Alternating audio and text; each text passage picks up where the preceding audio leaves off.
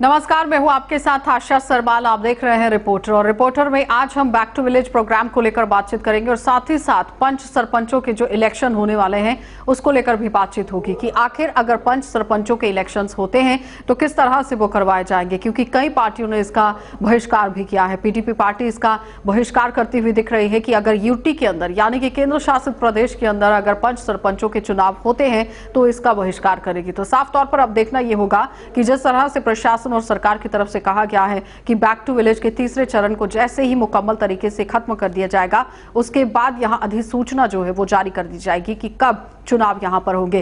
क्योंकि थोड़ा सा अगर हम आपको पीछे ले जाएं, 2018 की बात आपको बताई जाए तो वहां पर जब चुनाव हुए थे तो कुछ ऐसे पद थे जो रिक्त रह गए थे और आतंकी गतिविधियां ज्यादातर बढ़ती जा रही थी। आतंकियों की धमकियों की वजह से उस वक्त चुनाव जो है वो नहीं करवाए गए थे। लेकिन 2019 की अगर हम बात करें, जब फरवरी और मार्च में चुनाव करने की बात कही गई कि 4 चरणों में चुनाव जम्मू संभाग में होंगे और 8 चरणों में कश्मीर संभाग में होंगे, लेकिन वहां पर भी सुरक्षा को मद्देनजर रखते हुए चुनावों को रद्द कर दिया गया था। अब देखना यह है कि 2 अक्टूबर से जो बैक टू विलेज प्रोग्राम का तीसरा चरण शुरू किया गया है और महज ये 10 दिन तक कार्यक्रम चलेगा और 12 अक्टूबर तक इसके समाप्त होने की संभावना जताई जा रही है। तो उसके बाद जब अधिसूचना जारी होती है तो किस तरह से पूरा काम जो है वो होगा। तो चलिए सीधा रुख करेंगे कश्मीर का ही, और कश्मीर से इस वक्त सनम एजाज हमें पूरी रिपोर्ट दे रहे हैं कि किस तरह से बैक टू विलेज प्रोग्राम जब खत्म होगा तो जब चुनाव करवाए जाएंगे तो क्या सूरत हाल रहेंगे। और उसके साथ ही पीडीपी पार्टी लगातार इसका विरोध करती हुई नजर आ रही है। क्या कुछ पूरी जानकारी है, देख लीजिए।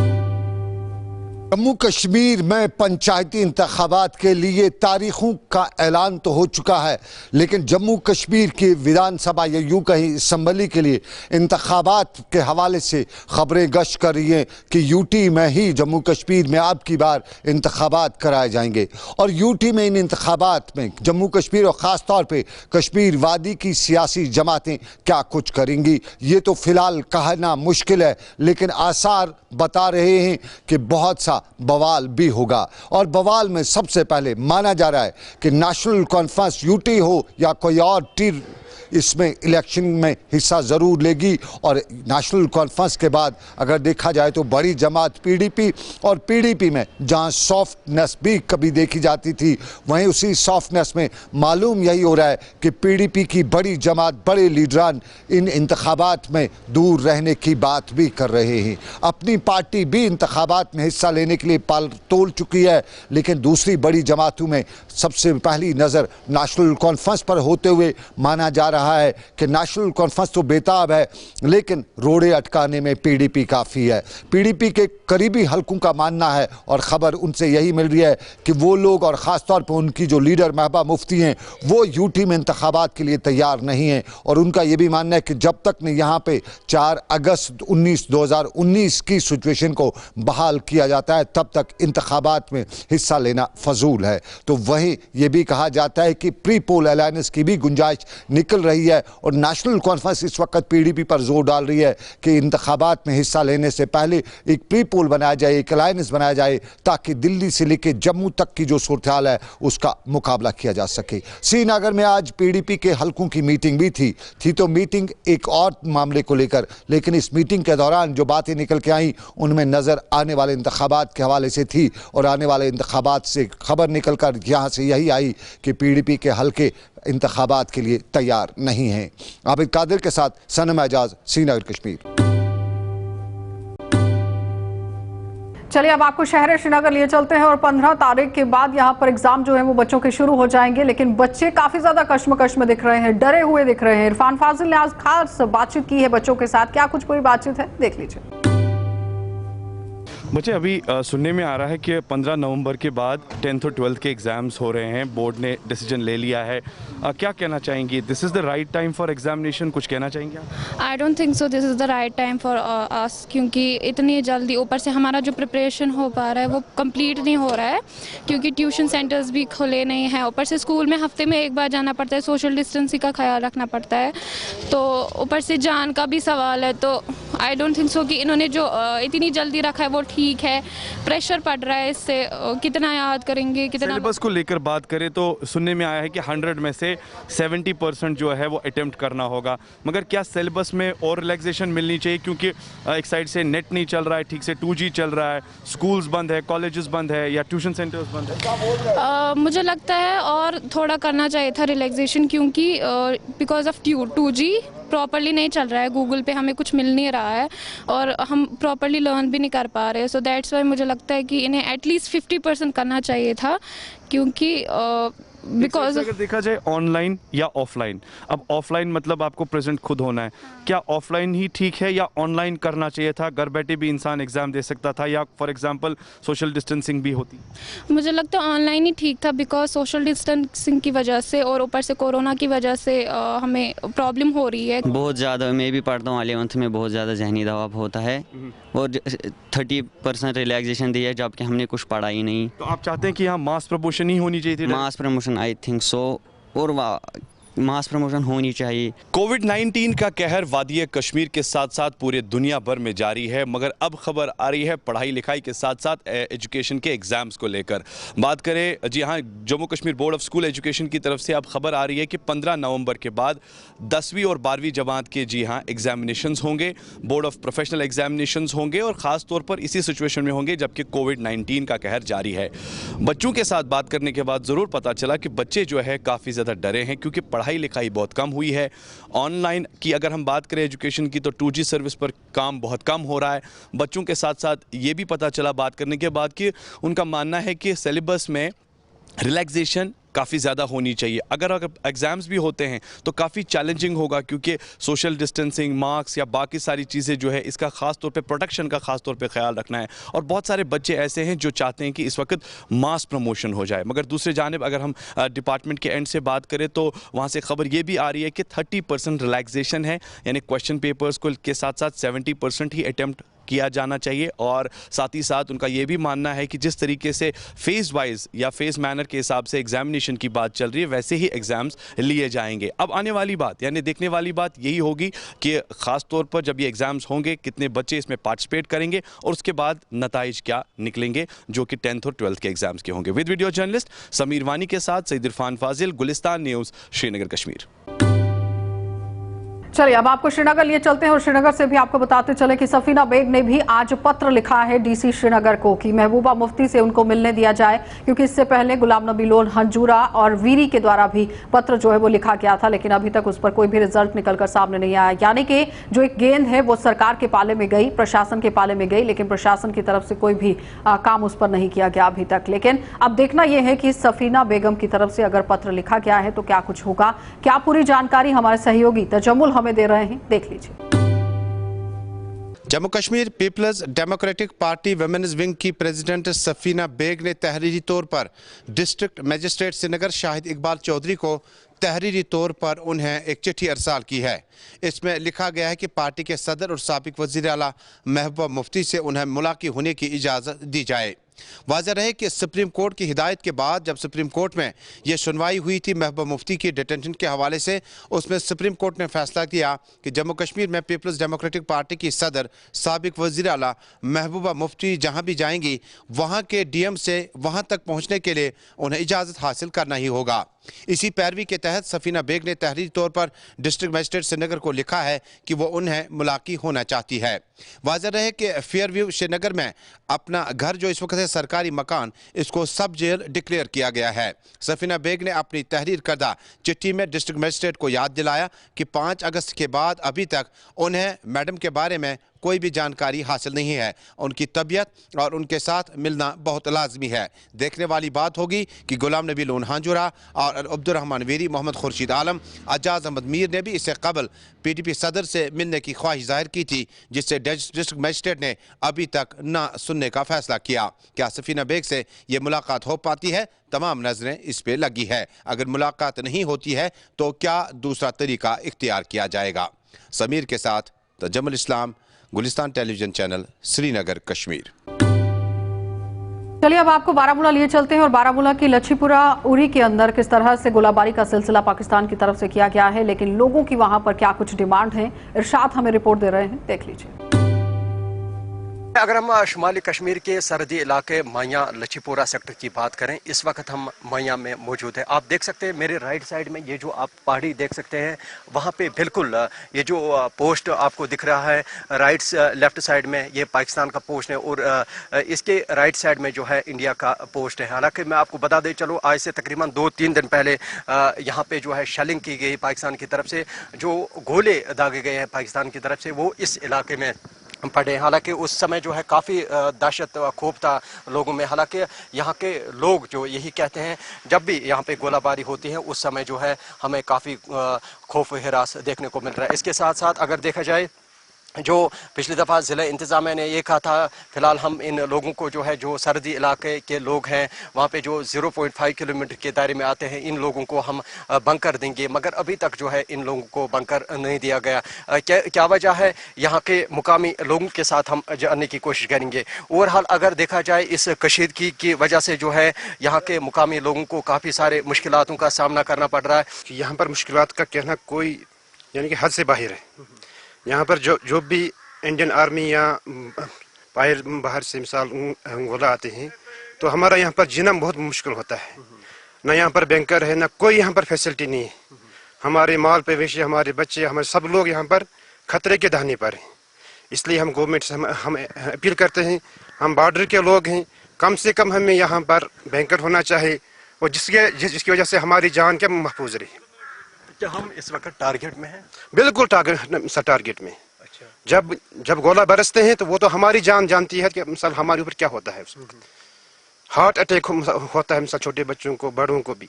क्या अपील इतना खतरा आपकी तरफ से दोनों मुल्कों से? क्या हम हर हमेशा यही कहते हैं कि आपस में जो है बातचीत करें, एक ही टेबल पे आके बातचीत करें, ताकि ये जो कशीदगी है, बस हमारी राय यही है कि बस अमन हो, सुकून हो, चैन की जिंदगी में बसर हो। क्योंकि जब लड़ाई या शेलिंग होती है उसमें मैक्सिमम बॉर्डर के लोग उसमें क्या मुलविस होते हैं। जो ये लेफ्ट साइड में पोस्ट है, इसका नाम क्या है, और राइट साइड में है? जो लेफ्ट साइड में है ये गिरजा गली है, ये पाकिस्तान वाले की पोस्ट है। अब जो राइट साइड में है वो इंडियन आर्मी है। ये बिछड़ा हुआ इलाका है, हल्का मकाम पीरन है। इस जगह पे जहाँ पे खड़े हैं इसका नाम माइन है, और यहाँ से LOC 2 किलोमीटर पे है। यहाँ बर्फ पड़ती है तो 6 महीने कट ऑफ रहता है। यहाँ के जो भी लोग हैं मैक्सिमम श्रीनगर के अंदर, बारामूला के अंदर मजदूरी जाके करते हैं। यहाँ पे PHE जो है बिल्कुल फेलियर है। सबसे बड़ी बात यह है कि जिस वक्त पाकिस्तान की तरफ से हमें यहाँ पर शेलिंग होती है, वो हमारे यहाँ पर पूरे गांव में मतलब आ जाते हैं। उससे हमारे माल मवेशी जो है वो जख्मी हो जाता है। तो लोगों को मुश्किलात का सामना करना पड़ता है। LOC नज़दीक है, जब भी गोली चलती है, बॉर्डर पर तनाव होता है, तो लोग पत्थरों के नीचे घुस जाते हैं। लोग की ये आखिरी वक्त है, क्या पता हम जिंदे बचेंगे या नहीं बचेंगे। चलिए अब आपको बड़गाम लिए चलते हैं, और बड़गाम में भी आज श्रद्धांजलि समारोह किया गया है, क्योंकि जो हमारे जवान 2 शहीद हो गए थे उन्हें आज श्रद्धांजलि दी गई है। बड़गाम से अशरफ डार हमें रिपोर्ट दे रहे हैं, देख लीजिए।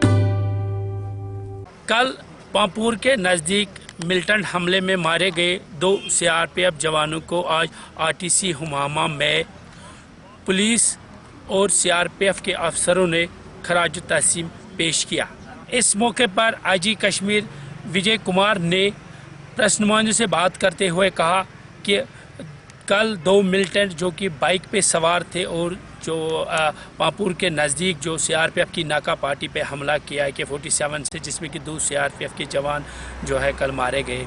उसके बाद IG कश्मीर ने कहा कि लश्कर से वाबस्ता सैफुल्ला और एक जो कि कश्मीरी मिलिटेंट, उसने कहा कि 2 बाइक सवार आए थे और उन्होंने अंधाधुंध गोलियां चलाई, जिसमें कि 2 जवान जो है कल मारे गए, और आज उनको RTC हुमामा में जो है खराज तहसीम पेश किया गया। और उसके बाद जो उनकी जो बॉडी है वो उनकी जो आबाई गांव है वहां रवाना किए जाएंगे। JK 24/7 के लिए कैमरामैन ज़हूर के साथ डार अशरफ। चलिए अब आपको बांडीपुरा लिए चलेंगे, और बांडीपुरा में भी आज आर्मी के द्वारा एक मेडिकल कैंप का आयोजन किया गया है। क्या पूरी जानकारी है, किस तरह से कैंप लगाया गया है, कैंप में आखिर क्या कुछ हुआ है, ज़हूर की रिपोर्ट देख लीजिए। कैंप इनेकाद किया है। कन्यारी जो है सोनावारी का एक फॉल फ्लंग एरिया है। हमें जो यहाँ आई है मुझे लग रहा है यहाँ एडमिनिस्ट्रेशन भी नहीं पहुँच पाई होगी, लेकिन जो है फौज की भी 13 जो है शाहगुंड सोनावारी ने यहाँ पे जो है एक मेडिकल कैंप का इनेकाद किया गया। इस पैंडेमिक दौर में भी अगर हम देख रहे हैं अभी यहाँ जन मर्द जो आए हैं और उन्हें एक बड़ी कतार में यहाँ जो लोगों ने एक जहाँ पे जो अपने ट्रीटमेंट करते हुए दिखाई गए और फौज की 13 राष्ट्रीय राइफल्स की मदद से जो है ये एक इनेकाद किया जा रहा है। और यहाँ पे जो फ्री मेडिसिन का भी इनेकाद किया जा रहा है। आप मेरे पीछे देख सकते हैं यहाँ जो अभी डॉक्टर साहबान लगे हुए, आर्मी की जो यहाँ पे डॉक्टर्स लगे हुए और वो इससे इलाज कर रहे हैं। और यहाँ औरतें भी आई हैं और यहाँ के बुजुर्ग लोग भी आए हैं। लग रहा है यहाँ एडमिनिस्ट्रेशन भी अभी तक पहुँच पाई नहीं होगी, लेकिन जो 13 राष्ट्रीय राइफल्स हैं वो इस फॉल फ्लंग एरिया में पहुँच पाई है और यहाँ के लोगों की सुरक्षा करते हुए, यहाँ के इनके जान के माल का हिफाजत करते हुए यहाँ इन्होंने इनको जो है मेडिकल ट्रीटमेंट का भी किया है। चलिए अब आपको किश्तवाड़ लिए चलते हैं और किश्तवाड़ से भी अजय शान हमें रिपोर्ट दे रहे हैं, देख लीजिए।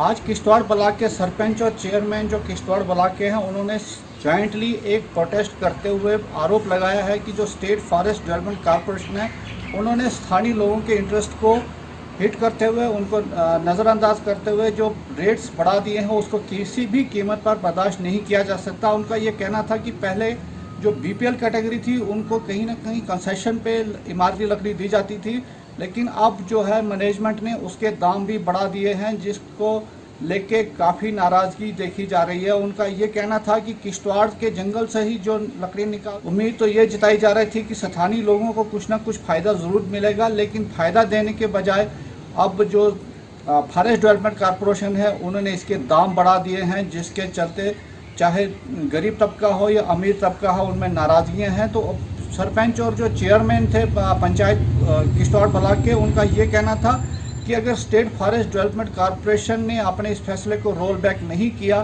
तो आने वाले दिनों में वो सड़कों पर उतर आएंगे, जिसके कुछ भी परिणाम हो सकते हैं, जिसके लिए जिम्मेवार फॉरेस्ट डेवलपमेंट कॉरपोरेशन होगी। चलिए पट्टन का नजारा भी आपको दिखा देते हैं क्योंकि राही निसार वहां पर पहुंचे हुए हैं। क्या कुछ उनकी खास बातचीत हुई है, देख लीजिए। कश्मीर के नौजवानों में, जैसे मैं बार बार कहता हूं कि उनमें हुनर की कमी नहीं है। आज आपकी मुलाकात एक उसी छोटी बच्ची से कराएंगे जिनने अपना यहाँ पे शायरी का जो मैदान है वो चुना है, साथ साथ में वो अपनी एक बुक भी यहाँ रिलीज करने जा रही है। बिल्कुल आपको उसी से मिलाएंगे। जी आपका वेलकम है गुलिस्तान न्यूज़ में। शुक्रिया। आप थोड़ा बहुत अपने बता दीजिए कि कब से आपने स्टार्ट किया। अस्सलाम वालेकुम, मेरा नाम गज़ाल अंजुम है। तो मैंने पिछले साल ही मतलब ये स्टार्ट किया, फिर मैं इवेंट्स में जाने लगी, फिर धीरे धीरे मुझे बहुत सारे लोग मिले जो शायरी के फील्ड में हैं, तो उनसे मुझे मतलब मेरी मुलाकात हुई, तो तभी से मैं लिख रही हूँ, तभी से मैं खुद में इम्प्रूवमेंट ला रही हूँ।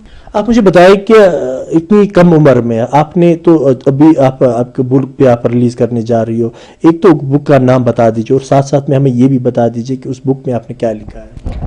तो बुक का नाम तो वैसे दिल की दुनिया है और बुक तो वैसे कुछ दिनों में ही मतलब रिलीज़ हो जाएगी।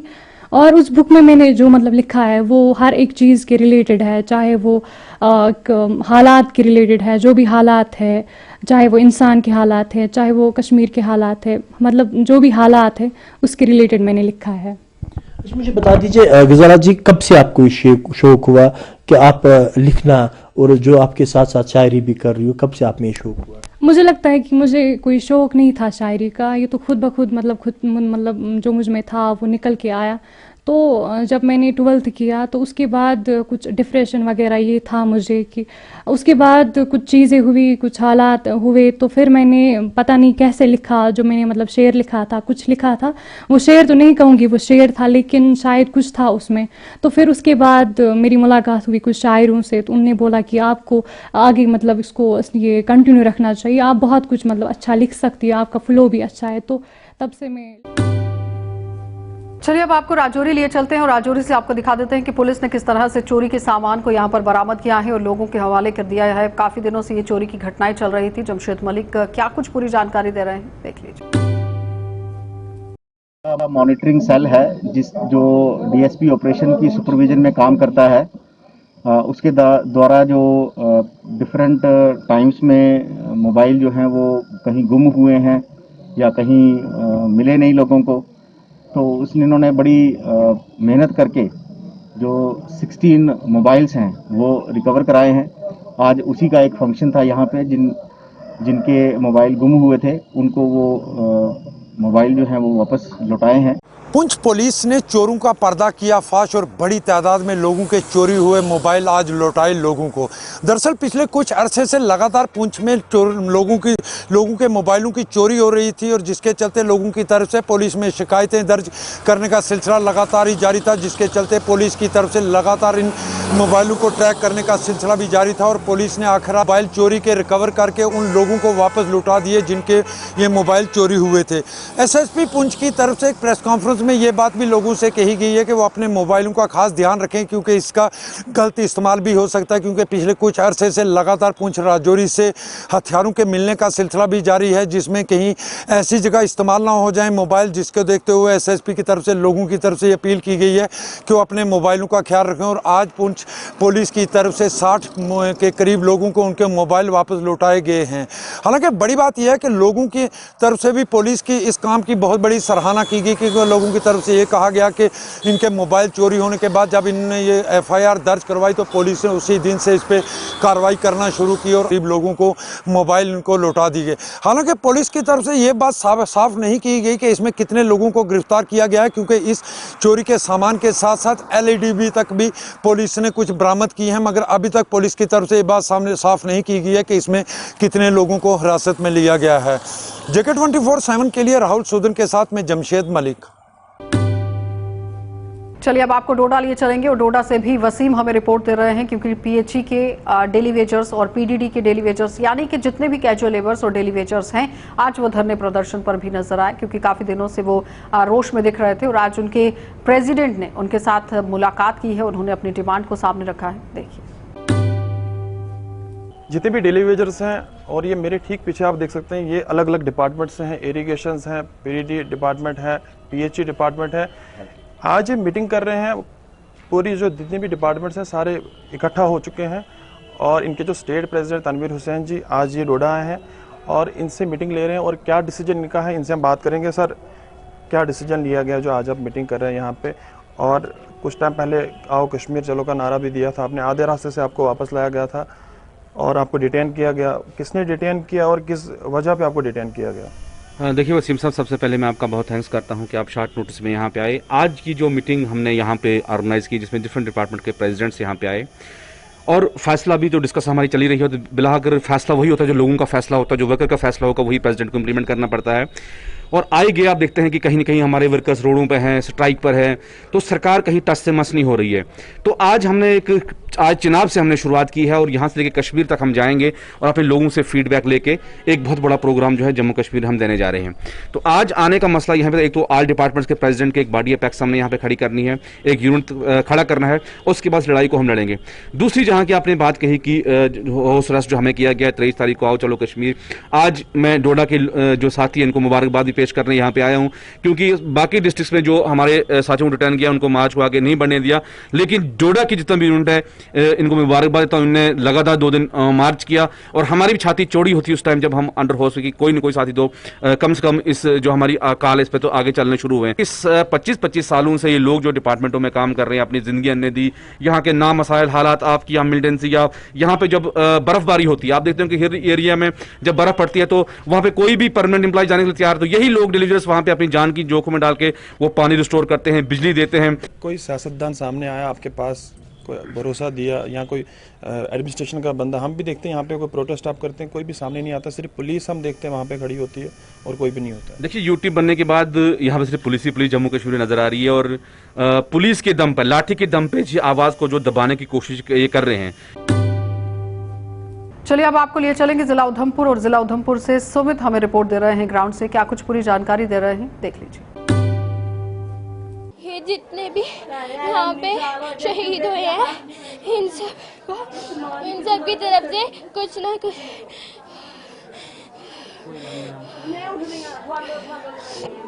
बदला लेना चाहिए इन सब से।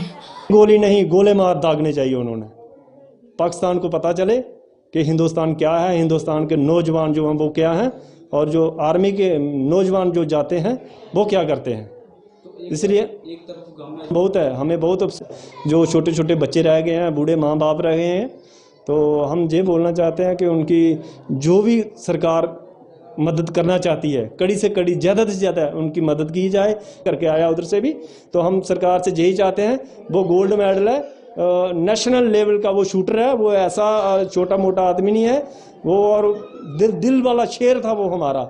और हमें हमारे पूरे जो गांव हमारा है उस पर हम गर्व करते हैं। तो हम यही बोलना चाहते हैं मोदी जी से, इससे कड़ी से कड़ी उन्हें सजा मिलनी चाहिए। चलिए अब आपको जिला कठुआ ले चलते हैं और जिला कठुआ से भी सरबजीत हमें रिपोर्ट दे रहे हैं। क्या कुछ जानकारी दे रहे हैं, देख लीजिए। कोरोना वायरस के संक्रमण से बचने के लिए केंद्र शासित प्रदेश जम्मू कश्मीर की सीमाओं को बंद किया गया है, रिस्ट्रिक्ट किया गया है। गाइडलाइंस और एसओपी को फॉलो कर ही आप जम्मू कश्मीर में एंटर कर सकते हैं, लेकिन अब लोगों को परेशानियों का सामना करना पड़ रहा है। लोगों को इसमें कई तरह की परेशानियां हो रही हैं। ऐसे में लोगों ने अब रोष प्रदर्शन करने भी शुरू कर दिए हैं। जहां कांग्रेस के बाद शिवसेना और डोगरा फ्रंट ने रोष प्रदर्शन किया था, वहीं अब भाजपा ने भी साफ कर दिया है कि जल्द ही जम्मू कश्मीर यूनियन टेरिटरी के बॉर्डर आम लोगों के लिए खोल दिए जाएंगे। आपको बता दें कि पहले ही होम मिनिस्ट्री ने ये क्लियर कर दिया था कि किसी भी यूनियन टेरिटरी या स्टेट के बॉर्डर जो हैं कोविड के चलते बंद नहीं किए जाएंगे, लेकिन जम्मू कश्मीर यूनियन टेरिटरी के बॉर्डर लगभग पिछले 6 महीने से पूरी तरह से बंद हैं। लोगों को कई तरह की परेशानियों का सामना करना पड़ रहा है, लेकिन आज भाजपा के प्रवक्ता राहुल देव ने यह साफ कर दिया है कि जल्द ही जम्मू कश्मीर यूनियन टेरिटरी का बॉर्डर आम लोगों के लिए खोल दिया जाएगा। किसी भी प्रकार से रिस्ट्रिक्शन जो है जम्मू कश्मीर के प्रवेश द्वार लखनपुर में नहीं रहेंगी। उन्होंने कहा है कि लोगों को गाइडलाइंस और एसओपी को फॉलो करना पड़ेगा, लेकिन लखनपुर में जो लोगों को यहाँ पर दिक्कत आती थी, जिस तरह से पासेस बनाकर यहाँ से निकलना पड़ता था, वो अब जल्द ही समाप्त होने वाला है। कठुआ से वीडियो जर्नलिस्ट कुलदीप चौधरी के साथ सरबजीत सिंह, JK 24/7 न्यूज़ के लिए। चलिए अब चलते हैं जिला सांबा, और जिला सांबा के अंदर बैक टू विलेज का तीसरे चरण का जो प्रोग्राम शुरू किया गया था उसमें लोगों ने पहले बहिष्कार किया, लेकिन आज लोगों ने जो किया है वो देखते ही बन रहा था, क्योंकि बैक टू विलेज के प्रोग्राम के जो नुमाइंदे हैं वो जैसे ही सांबा के अंदर पहुंचे हैं तो उसके बाद एक्शन मोड में आम जनता दिखी है। ऋषि की ये रिपोर्ट देख लीजिए, आप खुद समझ जाएंगे। तो बैक टू विलेज का तीसरा चरण जिस तरह से शुरू हुआ था, तो लगातार बैक टू विलेज का तीसरा चरण विवादों में भी गिरता हुआ नजर आ रहा था। और सांबा जिला की बात करें तो सांबा जिला में जिस तरह से 2 अक्टूबर को ये बैक टू विलेज का तीसरा चरण शुरू हुआ था, तो आज तीसरे चरण की शुरुआत सांबा ब्लॉक में भी हो चुकी है। मैं इस समय सांबा ब्लॉक की पंचायत कैली मंडी में मौजूद हूं और यहां पर भी पंच सरपंचों द्वारा बैक टू विलेज के तीसरे चरण को बाइकआउट किया गया है। लेकिन इसमें दूसरा एंगल हम ये देख सकते हैं कि जो पंचायतों के लोग हैं, जो पब्लिक है, वो यहाँ पर अपने कामकाज करवाने के लिए ज़रूर पहुँच रहे हैं बिना पंच सरपंचों के। और यहाँ पर जो आला अफसरान हैं, जो सरकारी नुमाइंदे हैं, वो यहाँ पर आए हुए हैं पब्लिक की ग्रीवेंसेस को सुनने के लिए। मैं जानना चाहूँगा आज उन अफसरानों से भी कि किस तरह से पंच सरपंचों के बिना यहाँ पर काम जो है वो चल रहा है। लेकिन कहीं ना कहीं जो पंचायत के नुमाइंदे हैं उन्होंने पूरी तरह से बाइकआउट किया है। जी, मेरे सरपंच साहब के साथ भी बात हुई है और नायब सरपंच साहब के साथ भी बात हुई है, तो उन्होंने टोटली बाइकआउट के लिए बोला है कि हमने बाइकआउट किया, हम नहीं आएंगे। तो उसके बावजूद भी जो बहुत से लोग जो हैं वो आ भी रहे हैं और इनकी समस्याएं जो हैं वो सुनी जा रही हैं। तो हम तो चाहते हैं कि ये सारे लोग जो हैं वो आएँ, इसमें पार्ट प्ले करें और अपनी अपनी समस्याएं बताएं गवर्नमेंट तक। जब आपकी आवाज़ जो है, पब्लिक की आवाज़ जो है वो पहुंचे, तो ये समाधान हो इनकी। लेकिन मैं आपसे ये भी जानूंगा, जिस तरह से पंचायतों के नुमाइंदों द्वारा तो बाइकआउट किया गया है, लेकिन लोग यहाँ पर आ रहे हैं, तो क्या आपको लग रहा है कि कहीं ना कहीं कम्युनिकेशन का जो गैप नजर आ रहा है? नहीं, वो तो है, गैप तो है, उसमें थोड़ा गैप तो होता है। जब तक ये नुमाइंदे जो हैं, मतलब इसके गवर्नमेंट के जो नुमाइंदे हैं, पंच सरपंच, जो पंचायत जो बनी हुई हैं, तो इनको तो आना चाहिए ना बीच में। इनके बिना जो है वो बहुत सी कमियां रह जाती हैं, तो इनको आना चाहिए और इनको अपना पार्ट जो है वो प्ले करना चाहिए। यानी अगले 2 रातें और 1 दिन आपको यहाँ पंचायत में रुकना है। तो क्या आपको लग रहा है कि अगर इसी तरह से चलता रहा, जिस तरह से लोग यहाँ पर पहुंच रहे हैं, तो ये बैक टू विलेज का ये तीसरा चरण स्मूथली कंडक्ट होगा यहाँ इस पंचायत में? लगता तो है। एलजी साहब से भी ये अपील करूंगा कि बैक टू विलेज जो है वो महीने का टाइम या 2 महीने के बाद वो एक टाइम फिक्स होना चाहिए। 3 महीने के बाद या 4 महीने के बाद नहीं, वो ज़्यादा स्पैन है। महीने के बाद या 2 महीने के बाद एक टाइम फिक्स होना चाहिए और लोगों के काम होंगे ऑन दी स्पॉट। आज मैं आया हूँ इधर और मेरे भाई भी आए हैं, हमारे कुछ इश्यूज़ थे, तो इसमें हमारा एक इश्यूज़ था हमारा डोमिसाइल का था, तो ऑन दी स्पॉट हमारे जो पटवारी साहब हैं, उदयवीर जी हैं, और एक वो थे इधर नायब साहब थे, वो बैठे थे। अपना ये मदन लाल जी है, ये स्टाफ बड़ा अच्छा है, सभी को कोऑपरेट कर रहा है। लोगों का कहना है कि हमारे काम यहाँ पर हो रहे हैं। तो कई सारी चीज़ें हैं, लेकिन पंचों सरपंचों के बिना कोई भी काम अगर करना है तो वो पूरा नहीं होगा। यहाँ पर उनको अगर पार्टिसिपेट उनके द्वारा कर लिया जाता तो शायद ये प्रोग्राम कामयाब होता, लेकिन हम नहीं कह सकते कि अभी ये प्रोग्राम कामयाब होता हुआ नजर आ रहा है। फिलहाल के लिए कैमरामैन राहुल के साथ ऋषि खजूरिया। चलिए अब जम्मू चलते हैं और जम्मू से भी आपको रिपोर्ट दिखाना बहुत जरूरी है, क्योंकि डेली वेजर्स लगातार धरने प्रदर्शन पर बैठे हुए हैं। काफी पुरानी उनकी मांग है, लेकिन आज तक पूरी नहीं हो पाई है। बार बार इस खबर को उजागर करने की कोशिश की जाती है कि आखिर प्रशासन और सरकार सोई हुई नींद से जागे, लेकिन ऐसा दिख नहीं रहा है। काफी सालों से वो लोग अपनी मांग यहाँ पर रख रहे हैं। क्या कुछ कहना है, देख लीजिए। जो है मिनिमम वेज एक्ट, हमारी पेंडिंग बेसिस को लेके, रेगुलेशन पॉलिसी को लेके, जैसे कश्मीर प्रॉमिस में डीपीसी हुई है और वहाँ 11-12 तक जो है डीपीसी हो चुकी है। जम्मू प्रॉमिस के साथ ये भेदभाव है। हम चाहते हैं कि जम्मू वालों की डीपीसी हो और जम्मू वालों को भी उस तरीके से रेगुलर किया जाए SRO 381 के तहत, जिस तरीके से कश्मीर प्रॉमिस में। तो हम ये कहते हैं कि अगर हमारे मसले हल नहीं हुए तो हम इससे भी ज्यादा उग्र प्रदर्शन करेंगे। जय हिंद, जय भारत। कोई समय नहीं है, उपराज्यपाल भी इस पर कोई निगरानी नहीं रख रहे हैं, कोई गंभीरता नहीं दिखा रहे हैं और साथ ही साथ सरकार ने भी इस पर कोई गंभीरता नहीं दिखाई है। तो जाहिर तौर पर वो अपनी हड़ताल और अपने इसी तरह से प्रदर्शन जो है वो जारी रखेंगे, क्योंकि जब तक उनकी मांगों को नहीं पूरा किया जाता वो इसी तरह से डटे रहेंगे। आप देखते रहिए कार्यक्रम।